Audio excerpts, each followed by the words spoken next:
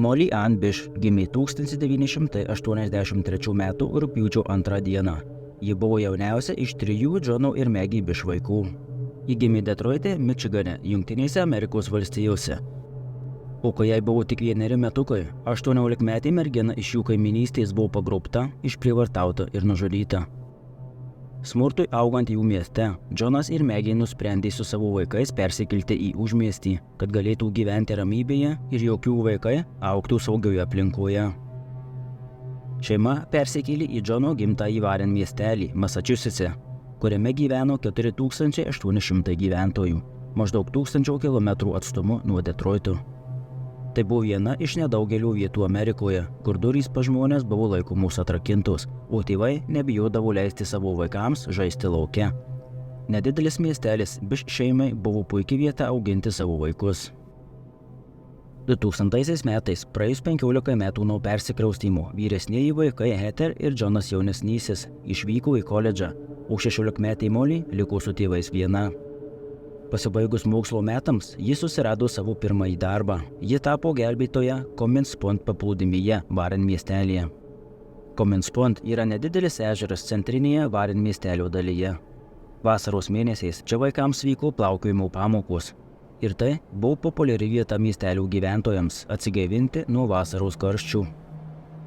Molly labai didžiavosi tapusi gelbėtoja, nes jie įdėjo daug pastangų, kad gautų šį darbą. Jie ilgai mokėsi ir įgijo sertifikatą, leidžiantį jai dirbti gelbėtoja. Ir nors merginos tėvai labai didžiavosi, jie taip pat buvo susirūpinę, kadangi ežeras ir buvo gražioje vietoje, jis buvo nuošalioje vietoje ir apsuptas miškų. Molly pradėjo savo darbą 2000 m. birželio 19 dieną. Ji pradėdavo savo pamainą apie 10 val. Ryto, tačiau pirmasis 20 minučių Molly praleisdavo viena, pasiruošdama darbo dienai. 2000 m. birželio 27 dienos rytą motina atvežė savo dukrą prie ežerų pradėti savo darbo dienos. Jos atvyko apie 10 val. Ryto, kaip tik, kad Molly galėtų pradėti savo darbo dieną. Jos neužilgo atsisveikino, o Molly nuėjo prie netoliese esančio sandėliuko pasiimti savo darbo įrangos. Maždaug po 20 minučių, apie 20 minučių po 10, prie tvenkinio atėjo pirmieji lankytojai. Tai buvo jauna moteris su savo 2 vaikais. Jauna šeima pastebėjo, kad Molly pirmosios pagalbos rinkinys buvo atidarytas. Jos kuprinė gulėjo ant netoliese esančio suolelio. Jos sulankstoma kėdė buvo ištiesta, o ant atlaušo buvo užmestas rankšluostis. Priekyje buvo padėtos jos basutės, greta kėdės gulėjo jos racija, vandens butelis, švilpukas ir jos pietus. Tačiau pačios Molly niekur nebuvo. Po valandos į paplūdimį atvyko Molly viršininkas ir sužinojo, kad jos nėra. Jis žinojo, kad mergina buvo atsakinga ir patikima darbuotoja, kuri nebūtų išėjusi niekam nieko nesakiusi. Be 15:12 jis paskambino policijai. Netrukus paaiškėjo, kad jie niekada taip ir nesusisiekė su pareigūnais per savo raciją, nors taip turėdavo daryti kiekvienos pamainos pradžioje. 13 val. Policija paskambino Molly mamai ir pasakė, kad paplūdimyje merginos nebuvo visą dieną. Jie teigė, kad Molly daiktai ten buvo, bet pati mergina ne. Ir motina nedelsiant atvyko prie ežero. Iš pradžių policija neaptvėrė įvykio vietos, nes įtarė, kad Molly tiesiog išėjo iš darbo, kad susitiktų su draugais arba vaikinu. Tačiau jos artimieji žinojo, kad ji taip nepadarytų ir ji tikrai neišeitų be savo basučių.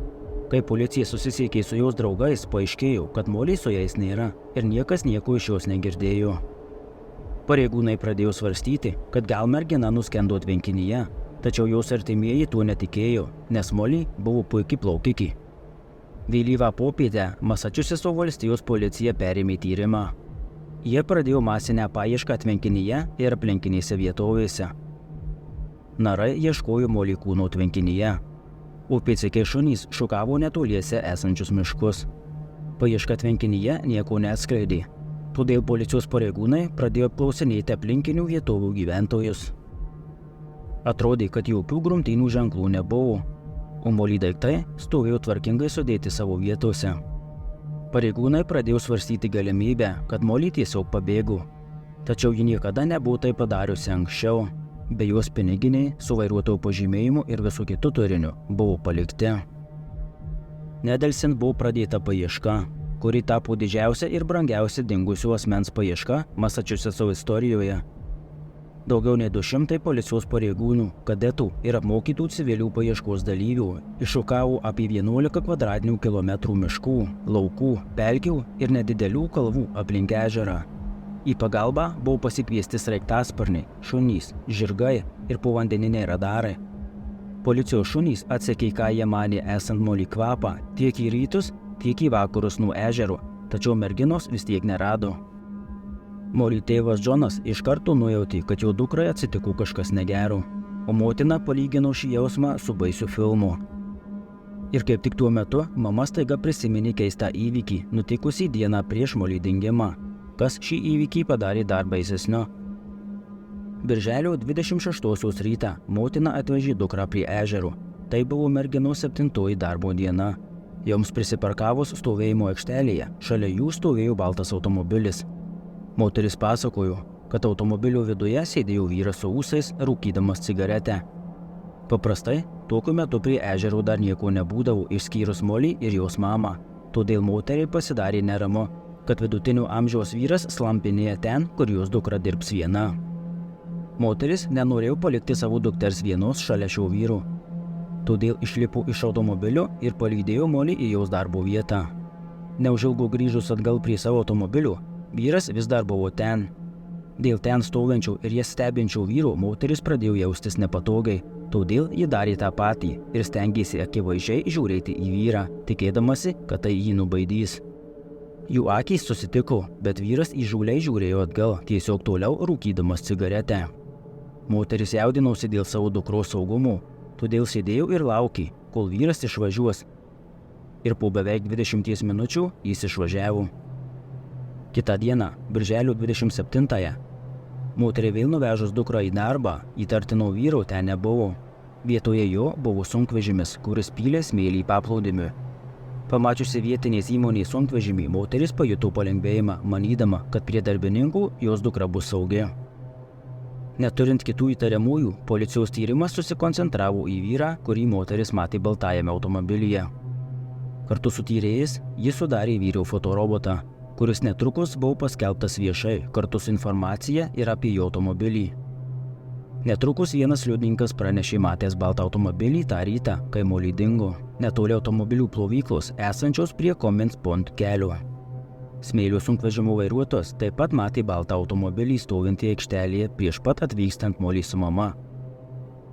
Kitoje tvenkinio pusėje buvo kapinės ir ten dirbęs žmogus taip pat matė baltą automobilį vėliau tą patį rytą. O takas iš kapinių vedė tiesiai į paplūdimį prie ežero. Molly tėvas spėliojo, kad gal pagrobėjęs savo automobilį paliko prie kapinių ir pėsčiomis nuėjo iki paplūdimio, o iš ten jis jėga nusivedė Molly į savo automobilį. Pareigūnai taip pat sužinojo, kad netoliese tvenkinių gyvenantis žmogus pranešė girdėjęs klyksmą maždaug tuo metu, kai dingo mergina. Nepaisant visų pastangų blokuojant kelius, tikrinant nusikaltimų duomenų bazes ir apklausinėjant registruotus seksualinius nusikaltėlius bei kitus asmenis, policija taip ir nepavyko nustatyti asmens, kuris vairavo baltą automobilį, arba aplamai rasti asmenį, kas atitiktų įtariamojo aprašymą. Norėdami pritraukti bet kokios informacijos, Molly tėvai patys ėmėsi veiksmų. Jie norėjo išplatinti dukters nuotrauką, kad ją pamatytų kiek įmanoma daugiau žmonių. Jie sukūrė elektroninio pašto grandinę ir išsiuntinėjo ieškomos merginos skelbimą daugiau nei 35 000 žmonių. Taip pat svetainė skirta Molly paieškai buvo aplankyta tūkstančius kartų. Bet deja, net ir po viso šito, Molly byla atšalo ir įstrigo vietoje. Nenorėdama pasiduoti, Molly mama nusprendė, kad gali padaryti dar daugiau. Jis susisiekė su gerai žinoma eskizų kūrėja Jean Boylan, kuri jau anksčiau buvo dirbusi garsiuose bylose. Moterys susitiko viešbutyje ir pabandė sukurti tikslesnį vyro portretą. Jos praleido 9 valandas besikalbėdamos, kol tuo pat metu Jean lėtai kūrė portretą. Ir galiausiai piešinys buvo baigtas. Nors mama buvo sužavėta portreto tikslumu, jos manymu kažko vis tiek trūko – cigaretės, kurią laikė vyras. Jean tą vakarą dar ilgai dirbo, naudodama savo ranką kaip modelį, kol nupiešė cigaretę laikančią ranką. Ji pridėjo ją prie piešinio ir tai buvo paskutinė detalė, sudėjusi viską į savo vietas. Kitą rytą Jean parodė atnaujintą piešinį Molly mamai. Ir moteris pasakė, kad jis atrodė lygiai taip pat, kaip tas vyras baltajame automobilyje. Pagaliau ji pajuto naują viltį, kad šis eskizas padės surasti ir patraukti atsakomybėn jos dukters žudiką. Tuo tarpu košmarą išgyvenantys Molly tėvai savo energiją nukreipė į kampaniją už vaikų saugumą. Jonas ir Maggie Bish įkūrė Molly Bish fondą, kurio tikslas buvo atkreipti visuomenės dėmesį į vaikų saugumą ir pagrobimus. Fondas padėjo surinkti tūkstančius vaikų pirštų antspaudų ir nuotraukų duomenų bazei. Jie padėjo įkurti Molly Bish vaikų ir senjorų apsaugos centrą Ana Marija koledže Pakstone. Jie taip pat talkino valstijos įstatymų leidėjams dėl įstatymų susijusių su seksualinių nusikaltėlių registracija ir informavimu, bei dėl valstybinių numerių ženklų pakeitimų, siekiant, kad jie būtų lengviau pastebimi ir įsimenami. Jų kova išsiplėtė plačiau nei vieno žmonių paiešką. Jie siekė užkirsti kelią bet kokiam vaikui tapti auka. Maggie sakė, kad jie moko žmonės ir suteikė jiems informacijos, kad vaikai būtų labiau apšviesti ir nebūtų pagrobti. Moteris sakė, galite pamesti raktus, galite pamesti akinius, bet kaip galima pamesti savo vaikus Amerikoje? Kažkas yra negerai. Ir jei tai gali nutikti čia, tai gali nutikti bet kur. Molly Bish byla į priekį pasistūmėjo kiek daugiau nei po 2 metų nuo jos dingimo. 2002 metų lapkritį medžiotojas pastebėjo mėlyną maudymosi kostiumėlį miškuose, esančiuose Whiskey Hill kalvose, maždaug 8 km nuo Cummins ežero. Maudymosi kostiumėlis atitiko tą, kokį Molly vilkėjo dingimo dieną. Tačiau medžiotojas klaidingai galvojo, kad Molly dingimo dieną vilkėjo oranžinį kostiumėlį, todėl jis tiesiog paliko radinį ten.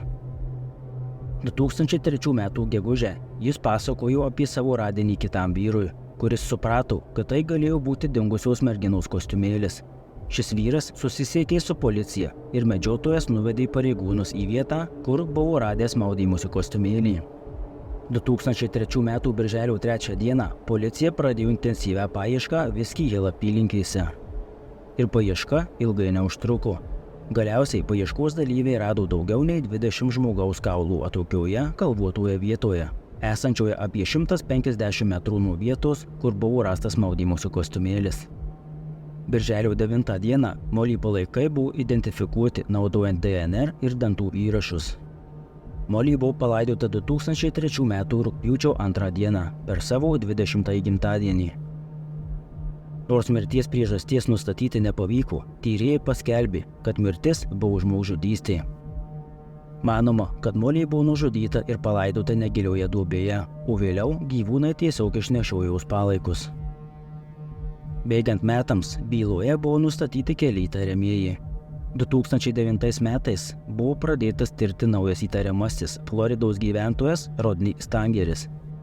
Jis daugiau nei 20 metų gyveno Southbridge mieste, esančiame vos už kelių kilometrų nuo Warren miestelio, ir buvo vos kelių kvartalų atstumu nuo vietos, kur Molly lankėsi gelbėtojų sertifikato kursuose. Stangeris išsikraustė į Floridą praėjus metams po Molly dingimo. Jis buvo suimtas įtariant savo sugyventinės Crystal Morris nužudymu, su kuria gyveno ilgiau kaip 20 metų.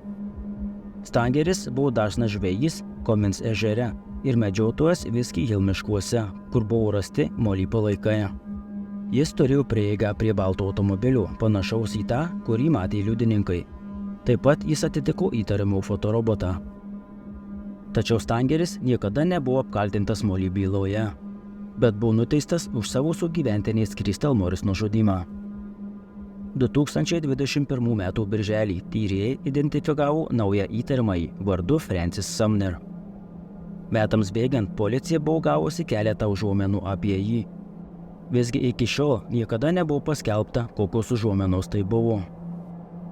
Francis Sumner buvo vyras su daugiau nei 20 lapų baudžiamąja byla. 1981 metais jis sėdėjo už pagrobimą ir išprievartavimą. Jo auka buvo jauna moteris, kuri atvyko į jo automobilių servizą dėl automobilių remonto. Jis moteriai pasiūlė sutvarkyti netoliese esantį butą, kurį jis norėjo išnuomoti. O ten Sumneris ją užpuolė, žagino, smaugė ir grasino nužudyti.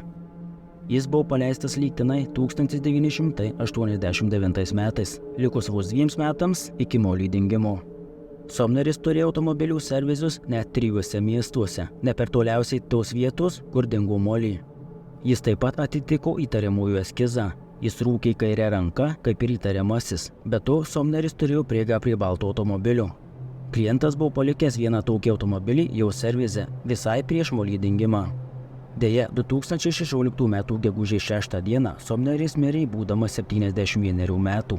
Niekada taip ir neapklaustas dėl šios bylos. Mirties metu jis jau buvo kaltinamas keliais nusikaltimais, įskaitant neužsiregistravimą seksualinių nusikaltėlių, grasinimus, viešosios tvarkos pažeidimus ir priekabiavimą. 2022 m. Liepą Somnerio sūnaus DNR buvo palygintas su šioje byloje turimais DNR mėginiais. Pasak Molly sesers, DNR tyrimai buvo neigiami. Bet nepaisant to, tyrėjai vis tiek laiko Somnerį įtariamuoju, teigdami, kad reikia atlikti daugiau tyrimų, kad galima būtų jį galutinai išbraukti iš įtariamųjų sąrašo. Ir iki šiai dienai Molly žudikas vis dar nėra surastas ir jos byla skaitoma vis dar neišspręsta. Už informaciją, kuri padėtų surasti žudiką, siūlomas $100 000 atlygis. Ačiū visiems, kas žiūrėjote. Jeigu patiko video, prašau paspauskite like. Jeigu nepatiko, paspauskite dislike. Palikite komentarą, ką galvojate apie šią bylą ir pafollowkit mane Instagrame. Ir iki kito karto, iki.